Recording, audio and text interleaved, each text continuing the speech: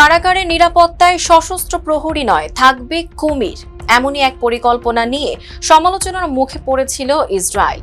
গাজা থেকে আটক ফিলিস্তিনিদের রাখা কেদসিয়ত কারাগারের চারপাশে পরিখা খনন করে সেখানে কুমির রাখার উদ্যোগ নিয়েছিল দেশটির সরকার।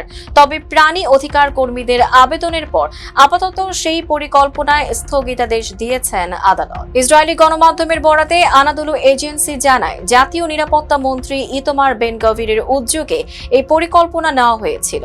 আদালতের নির্দেশে আপাতত কারাগারে কুমির স্থানান্তর বা এ সংক্রান্ত কোনো পদক্ষেপ নেওয়া যাবে না। প্রাণী অধিকার সংগঠনগুলোর অভিযোগ, কুমিরকে নিরাপত্তা ব্যবস্থা হিসেবে ব্যবহারের জন্য তাদের আইনি মর্যাদা পরিবর্তনের চেষ্টা করা হয়েছে।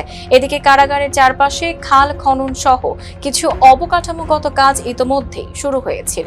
পরিকল্পনাটি বাস্তবায়নে প্রায় 21 মিলিয়ন শেকেল বরাদ্দও দেওয়া হয়েছিল। তবে আদালতের এই আদেশের পর প্রকল্পটির ভবিষ্যৎ এখন অনিশ্চিত।